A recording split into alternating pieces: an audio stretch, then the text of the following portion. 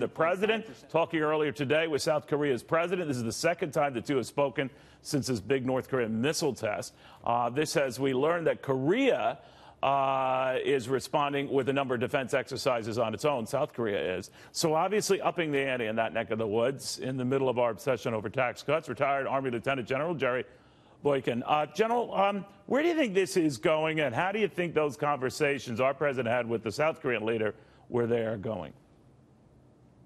Well, I think it's reasonable to expect that the South Koreans are trying to do everything they can to avoid war, just like we are, because they have a lot at stake.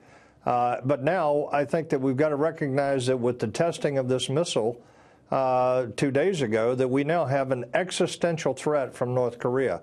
I don't think they're quite where they need to be in terms of being able to deliver this, but I think given time for more diplomacy and more discussions, we're just giving them time to refine their capabilities. South Korea is very worried, and they have every right to be, because they're so close to the artillery that sits on the demilitarized zone there. What did you make of the fact that the North Koreans were silent for the last couple of months, and out of nowhere they launched this missile, the most sophisticated yet? What happened, you think?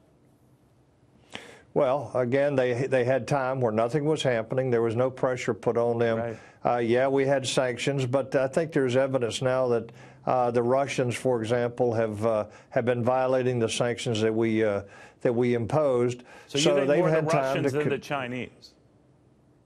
Well, I think the Russians, we have significant evidence of that. The Chinese have a history of violating those sanctions.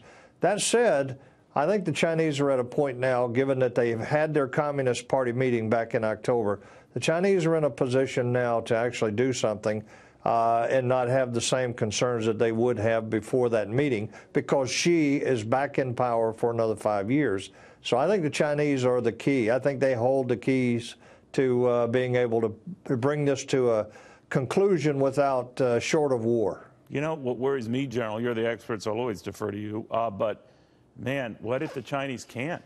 What if the Chinese can't control them now? They've gone rogue. Well, Neil, we should not downplay the risk here. We should not think that we're not on the brink of war, because we are. This is as close as we've been in the Pacific Rim, as we have been since we pulled out of Vietnam in 1975. Now, I hope and pray that there will be a peaceful solution to this, but diplomacy alone is not the answer. All that does is provides Kim more time to refine his capabilities.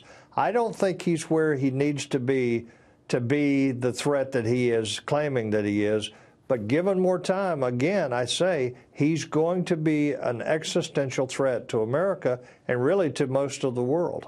All right, General, thank you very, very much.